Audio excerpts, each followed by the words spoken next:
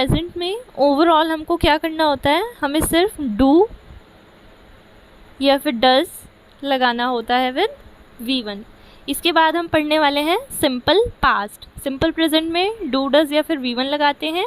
फिर हम पढ़ने वाले हैं सिंपल पास्ट। सिंपल पास्ट में क्या होगा, डू या डज की जगह पे हम क्या लगाएंगे, डिड। और वर्ब की फॉर्म कौन सी लगती है, normally V2। Let's move. Here we start with past. सबसे पहले अगेन हम इसका स्ट्रक्चर पढ़ने वाले हैं। स्ट्रक्चर के एग्जाम्पल्स देखेंगे और फिर उसका यूज़ समझेंगे कि ये जो सिंपल पास्ट है हम इसके सेंटेंस को कहाँ कहाँ पे बना सकते हैं। सो स्टार्ट करते हैं। सबसे पहले स्ट्रक्चर में अगेन सेंटेंस की टाइप पॉजिटिव, नेगेटिव या इंटेरोगेटिव। पॉजिटिव में क्या होता है, सब्जेक्ट वर्ब एंड ऑब्जेक्ट। जब हम थे प्रेजेंट में तो क्या हुआ था, वर्ब की फर्स्ट फॉर्म लगाई थी विद एस और ES। और क्योंकि पास्ट में है तो हमने क्या लगाया है, V2। क्योंकि पास्ट में है यानी कि पिछली बात हो गई, यानी कि हम पीछे चले गए, तो हम V1 की जगह हम V2 पे चले गए, हम सेकंड नंबर पे आ गए हैं। सो पास्ट में पॉजिटिव के लिए सब्जेक्ट वर्ब एंड ऑब्जेक्ट, जैसे कि क्या एग्जाम्पल है, आई जो कि सब्जेक्ट है, सॉ एंड यू। अगर ये होता प्रेजेंट तो क्या होता, I see you, जैसे कि हमने यहाँ पे देखा था। अगर ये प्रेजेंट होता तो हमारे पास सेंटेंस क्या था, I see you, क्योंकि वर्ब की फर्स्ट फॉर्म यूज़ करनी थी। लेकिन पास्ट में क्या यूज़ होता है, V2, इसलिए हमने क्या यूज़ किया है, saw, I saw you। Again एक और एग्जाम्पल, अगर हमारे पास सब्जेक्ट सिंगुलर होता है जैसे कि ही, तो भी हमने क्या यूज़ किया है, ही सॉ यू, उसने तुम्हें देखा, क्योंकि पास्ट में सिर्फ V2 आएगा। अगर कहीं पे भी वर्ब की सेकंड फॉर्म आती है तो आप उसके साथ कभी भी S या ES नहीं लगाओगे। जहाँ पे भी वर्ब की सेकंड फॉर्म आएगी वहाँ पे सिर्फ आप V2 ही लगा दोगे और उसके साथ में हमें कुछ नहीं लगाना होता। अगर नेगेटिव आ जाए तो अगेन सेम है, सब्जेक्ट वर्ब ऑब्जेक्ट। सिर्फ और सिर्फ नेगेटिव की वजह से क्या लग गया है, डिड नॉट, जैसे कि ही डिड नॉट सी मी। देखें यहाँ पे सब्जेक्ट हमारा सिंगुलर था ही, लेकिन हमने ये पढ़ लिया है कि डू डज और डिड जहाँ भी आता है हम हमेशा V1 लगाते हैं। सबसे स्टार्टिंग के लेक्चर में ये रहा, जब भी डू डज या डिड होता है तब हम साथ में हमेशा V1 लगाते हैं।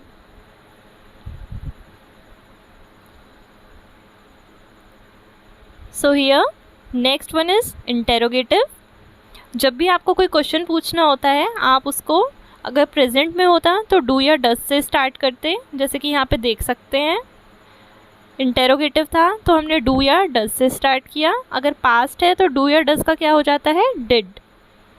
Did then again subject verb and object, did subject verb and object. Did है तो सी आया, यानी कि डू डज या डिड होगा तो हमेशा V1 आएगा। नेक्स्ट, अब ये सिर्फ नेगेटिव आ गया, so did subject verb object में हमने सिर्फ क्या लगा दिया, नॉट, सब्जेक्ट के बाद नॉट। अगेन डिड नॉट को अगर हमें कॉन्ट्रैक्टेड फॉर्म में एक साथ लिखना है तो डिड नॉट का बन जाता है didn't, and rest is same, subject verb and object. Didn't he see me, क्या उसने मुझे नहीं देखा। So this was the past tense structure plus examples. Past में क्या चेंज था कि हमने पॉजिटिव सेंटेंस में V2 लगाया, जबकि प्रेजेंट में V1 था। पास्ट में हमने V2 लगाया। नेगेटिव में डू नॉट या फिर डज नॉट लगता है प्रेजेंट में। अगर पास्ट हो गया तो हमने डिड नॉट लगा दिया और बाकी सब इज सेम। अब इसको हम यूज़ कहाँ पे करेंगे वो समझते हैं। यूजेस, अब क्योंकि पास्ट है तो इतना तो ये पढ़ के ही पता चल रहा है कि पास्ट एक्शन को बताने के लिए ही होगा। अगर पास्ट टेंस है तो हम पास्ट की ही कोई बात बताएंगे, जैसे कि आई केम दिल्ली लास्ट वीक। आई। अब क्योंकि पास्ट है तो हमने यहाँ पे क्या लगाया, V2, क्योंकि पास्ट में क्या आती है, वर्ब की सेकेंड फॉर्म आती है, so V2। I came Delhi last week, last week से हमें पता चल रहा है कि ये पास्ट की बात हो रही है। तो अगर आपको ये पता चल रहा है पास्ट की बात है तो आप यहाँ पे वर्ब की कैसी फॉर्म लगाएंगे, सेकेंड। नेक्स्ट इज द, अगर आपकी पास्ट की कोई हैबिट हो, ऐसा भी हो सकता है कि आपकी कोई आदत पहले थी और वो अब नहीं है, जैसे कि I played chess in my childhood, कि मैं अपने बचपन में चेस खेलता था, आप अब नहीं खेलते हो। आपको कैसे पता चल रहा है ये पास्ट की बात है, क्योंकि यहाँ पे लिखा हुआ है इन माई चाइल्डहुड, कि मेरे बचपन में। तो क्योंकि ये पास्ट है इसलिए हमने वर्ब की कैसी फॉर्म लगाई है, सेकेंड। अगर ये प्रेजेंट में होता तो हम लिखते आई प्ले चेस, मैं चेस खेलता हूँ। अब क्योंकि ये पास्ट है तो हमने इसमें क्या लगा दिया, वर्ब की second form, I played chess in my childhood. Another example, I, हाँ हम इसको इस तरह से भी बोल सकते हैं, जो भी आपकी पास्ट की हैबिट थी, या तो आप सिंपली वर्ब की सेकेंड फॉर्म लगा सकते हैं, या फिर आप उसकी जगह पे यूज्ड टू लिख सकते हैं। यूज्ड टू को हम वहाँ लिखते हैं जो भी आपकी आदत थी। I used to play chess, मैं चेस खेला करता था। Next is the conditional sentence.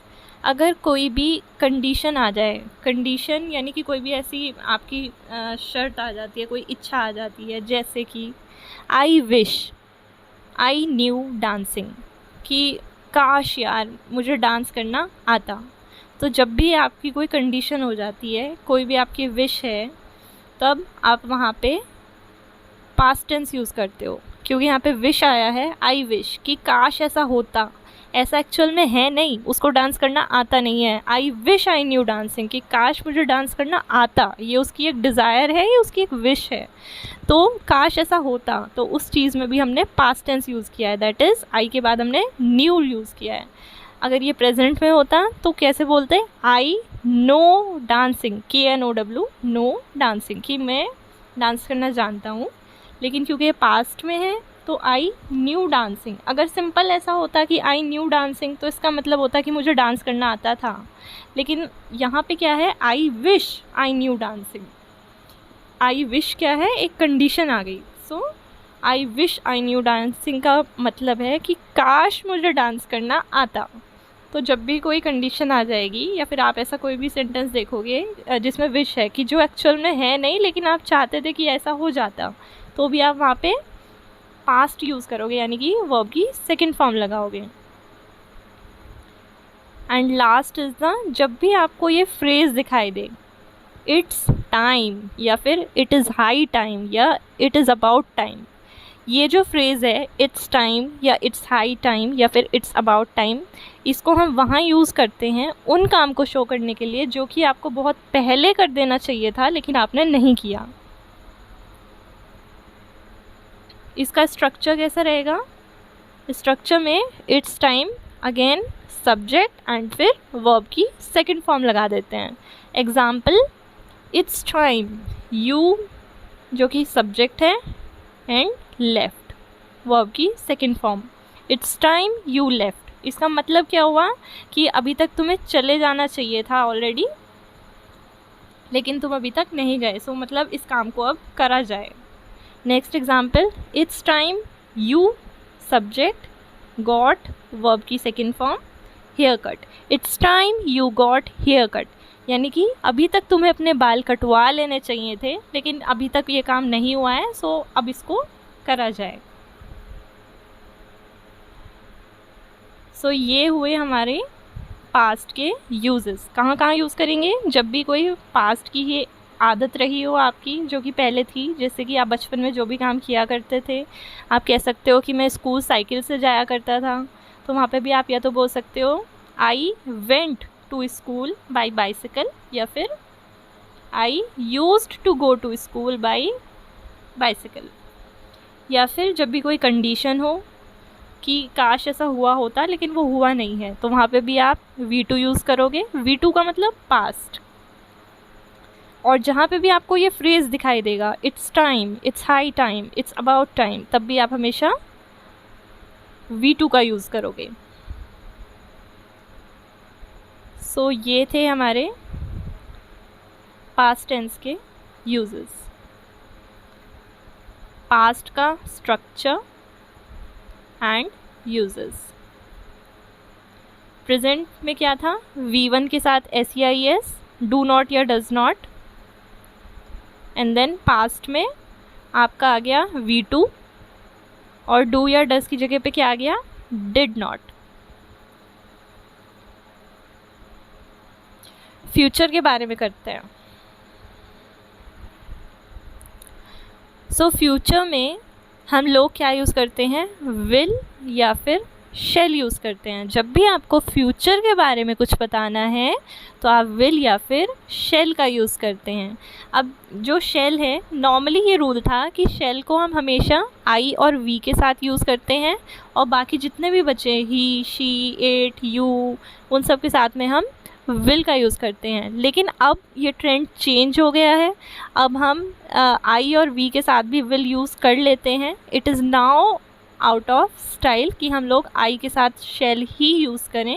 लेकिन फिर भी इतना ज़रूरी है कि जब भी आप कोई क्वेश्चन पूछोगे, किसी से कोई सवाल अगर आपको पूछना है, तब उसमें आई और वी के साथ हमेशा शेल ही आएगा। जैसे कि एग्ज़ाम्पल, शेल वी मीट, क्या हम मिलें। सो क्योंकि यहाँ पे वी था इसलिए हमने शेल ही लगाया। फ्यूचर में सिर्फ विल या शेल आता है। प्रेजेंट में क्या आया था, डू या डज। पास्ट में क्या आया था, डिड। फ्यूचर में हम क्या यूज़ कर रहे हैं, विल या शेल। प्रेजेंट में नॉर्मली वर्ब की फर्स्ट फॉर्म थी, पास्ट में वर्ब की सेकंड फॉर्म, एंड फ्यूचर में हम अगेन वर्ब की फर्स्ट फॉर्म आ जाएगी। बस उसमें क्या नया होगा कि उसमें विल आ जाएगा, विल या फिर शेल का यूज़ करेंगे। सो शेल, इसकी फर्स्ट एग्जांपल हमने देखी, शेल वी मीट, क्या हम मिलें। क्योंकि यहाँ पे क्वेश्चन पूछा है और सब्जेक्ट हमारा वी है, इसलिए हमने शेल का यूज़ किया। नेक्स्ट एग्जांपल, शेल आई कम, क्या मैं आ जाऊँ, क्या मैं आ सकता हूँ। तो यहाँ पे भी सब्जेक्ट जो है हमारा आई है और हमने क्वेश्चन पूछा है, इसलिए हमने यहाँ पे शेल लगाया है और विल नहीं लगाया। विल के लिए एग्जाम्पल देखते हैं, जैसे कि आई विल गो, मैं जाऊँगा। अगर आपका नॉर्मल सेंटेंस है, आप क्वेश्चन नहीं पूछ रहे हो, तब तो आप विल लगा सकते हो आँख बंद करके सब जगह, आई विल गो। अब किसी ने पूछा क्या तुम कल आओगे, यहाँ पे सब्जेक्ट क्या है, यू। क्या ये आई या फिर वी है, नहीं, इसलिए आपने विल लगा दिया। अगर यहाँ पे आई या वी होता तो आप क्या लगाते, शेल। आई या वी के साथ अगर आपको कोई क्वेश्चन पूछना है तो वहाँ पे क्या लगाते हैं, शेल। अब हम आ जाते हैं इसके स्ट्रक्चर पे। अगेन स्ट्रक्चर में पॉजिटिव, नेगेटिव एंड इंटेरोगेटिव हम पढ़ने वाले हैं। पॉजिटिव में as usual subject, verb and object, सिर्फ क्या लग गया है, विल। विल से हमें क्या पता चल रहा है कि फ्यूचर की बात हो रही है। जैसे कि एग्जाम्पल हम इसका भी देखेंगे। नेक्स्ट नेगेटिव में क्या है, सब्जेक्ट, वर्ब, ऑब्जेक्ट, फ्यूचर के लिए विल लगाते हैं, लेकिन क्योंकि नेगेटिव है तो हमने सिर्फ इसमें नॉट लगा दिया है। अब अगर हमें क्वेश्चन पूछना है तो प्रेजेंट में क्वेश्चन कैसे पूछते थे, डू या फिर डज के साथ। अगर हमें पास्ट में क्वेश्चन पूछना होता था तो हम कैसे पूछते थे, डिड के साथ। और अगर हमें फ्यूचर में क्वेश्चन पूछना होगा तो हम कैसे पूछेंगे, विल या फिर शेल के साथ। अगर आई या वी है तो फिर आई या वी है तो शेल, और विल बाकी सब के लिए। स्ट्रक्चर अगेन सेम है, विल या shall, then subject, verb, object. Will या शेल, क्योंकि नेगेटिव था तो सब्जेक्ट के बाद में नॉट लगा दिया, और अगर हमें विल या शेल एंड इसको साथ में लिखना है तो हमने शेल नॉट का बन जाता है शांट, एंड विल नॉट का बन जाता है won't. Again subject, verb and object. अब इसके एग्जाम्पल समझते हैं। He subject, then will call you, वो तुम्हें कॉल करेगा। ही सब्जेक्ट, विल फ्यूचर के लिए, नॉट, नॉट क्या बता रहा है कि सेंटेंस कैसा है हमारा, निगेटिव। अब यहाँ पे क्वेश्चन पूछा गया है और सब्जेक्ट क्या है हमारा, आई। क्योंकि सब्जेक्ट आई है इसलिए हमने यहाँ पे शेल लगाया। अगर यू होगा सब्जेक्ट तो हमने विल लगाया, नेगेटिव के लिए not. Want you invite her in the party, क्या तुम उसको पार्टी में नहीं बुलाओगे, सब्जेक्ट क्या था, यू। ये भी कैसा था, इंटेरोगेटिव, लेकिन सिर्फ और सिर्फ आई और वी के साथ में शेल लगता है, ये हमने देखा। अगर आई या वी है और हमें क्वेश्चन पूछना है तभी हम शेल लगाते हैं, अदरवाइज़ हम विल ही लगाते हैं। सो इसलिए यहाँ पे भी क्या आया, will and will plus not का मिलके वॉन्ट बन जाता है। Want you invite her in the party या फिर will you not invite her in the party, इस तरह से भी हम इसको कह सकते हैं। अब हम फ्यूचर के भी यूज़ देखते हैं, इसके क्या क्या यूज़ हैं। फर्स्ट इज़ अगेन कंडीशनल, लेकिन यहाँ पे किस तरह की कंडीशन है कि जब तक ये काम नहीं होगा दूसरा भी नहीं होगा, जैसे कि अनलेस, अनटिल, व्हेन या if.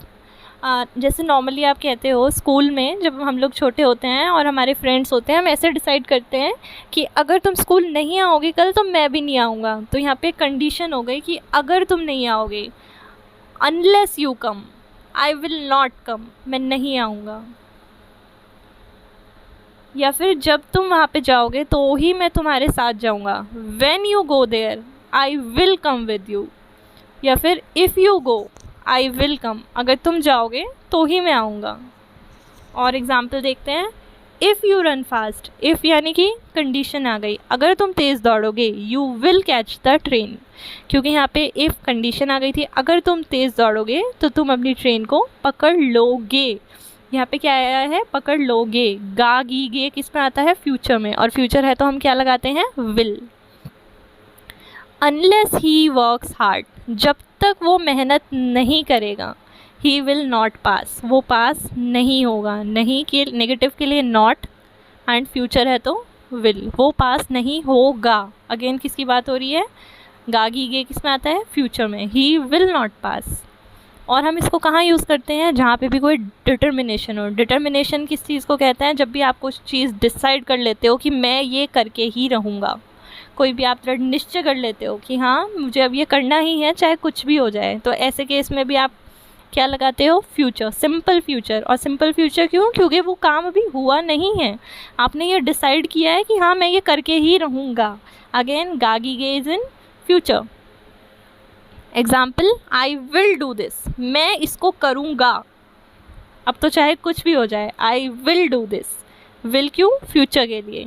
Next is threat. Threat का मतलब होता है किसी को धमकी देना। जब भी आप किसी को धमकी देते हो तो वो भी वहाँ पे भी आप इसको, आपको लर्न करने की ज़रूरत नहीं है। आप इसको एक बार जब हिंदी में खुद से सोचोगे, आप किसी को अगर धमकी दे रहे हो तो आप उसको कैसे बोलोगे कि मैं ना तुम्हें देख लूँगा एक दिन, या फिर मैं तुम्हें पिटवा दूँगा, देख लूँगा, पिटवा दूँगा, ये कर दूँगा, वो कर दूँगा, ये सब क्या है, फ्यूचर। अगर आप धमकी भी दे रहे हो that is in future. Example, I will see you one day, मैं तुम्हें एक दिन देख लूँगा। सो फ्यूचर है तो क्या आया, विल। नेक्स्ट हम इसका कहाँ यूज़ कर सकते हैं, जब भी आप किसी से प्रॉमिस करते हो कि देख मैं पक्का आऊँगा तेरे से मिलने, या फिर हम लोग पक्का उस जगह पे घूमने जाएंगे। आई विल कम, जाएंगे, आऊँगा, again these all are what, future. And future में हम लोग क्या यूज़ करते हैं, विल। और हम कहाँ यूज़ कर सकते हैं, जब भी कोई एडवाइस देनी होती है, कोई कमांड होती है, वहाँ पे भी हम फ्यूचर का यूज़ करते हैं। जैसे कि किसी ने बहुत मेहनत की किसी एग्ज़ाम में या फिर किसी कंपटीशन में, और किसी ने उसको बोला कि यार तुम्हें तो जीतना ही चाहिए, मतलब ये जो ट्रॉफ़ी है ना ये तो तुम्हें मिलनी ही चाहिए, या मैंने इतनी मेहनत की है मुझे ये मिलना ही चाहिए, आई शैल बी रिवार्डेड। यहाँ पे शेल क्यों यूज़ किया है, क्योंकि यहाँ पे जो शेल की सेंस है वो आ रही है चाहिए से। आई शैल बी रिवार्डेड, वो ऐसा नहीं कह रहा है कि मुझे जो है रिवॉर्ड मिलेगा ही, वो कह रहा है मुझे मिलना चाहिए। सो चाहिए वाली जब कोई सेंस या मतलब होता है तब भी आप वहाँ पे शैल यूज़ कर सकते हैं। सो आई एम होपिंग ये क्लियर हुआ। एक क्विक रिविजन करते हैं। फ्यूचर में क्या आता है, विल या फिर शैल। अगर क्वेश्चन पूछा जा रहा है आई या वी सब्जेक्ट है तो शैल आएगा, वरना क्या आएगा, विल। इनके रूल्स में भी सिंपल है, क्या यूज़ करना होता है, विल, वर्ब की फर्स्ट फॉर्म ही आती है क्वेश्चन पूछने के लिए, विल या फिर शेल। और यूज़ इनके कहाँ कहाँ हो सकते हैं, जब कोई एक चीज़ दूसरे पे डिपेंड करे, यानी कि कोई कंडीशन आ जाए कि जब तक ऐसा नहीं होगा मैं ये नहीं करूँगा। डिटर्मिनेशन यानी कि कुछ दृढ़ निश्चय कर लेना कि ऐसा अब होके ही रहेगा, ये मैं करके ही दिखाऊंगा। थ्रेट यानी कि धमकी देना कि मैं तुम्हें एक दिन देख लूँगा, मैं तुम्हारी खबर लेके रहूँगा, या फिर मैं वहाँ पे आ जाऊँगा अगर तुमने मुझे ये काम नहीं करके दिया तो। या फिर कोई प्रॉमिस कि हाँ मैं ऐसा बिल्कुल करूँगा, या कोई भी एडवाइस या फिर कमांड जब हमें देनी होती है। सो दिस वॉज सिंपल फ्यूचर। ये हमने पढ़े फ्यूचर के यूजेस एंड स्ट्रक्चर कि हम सेंटेंस को किस तरह से बनाएंगे।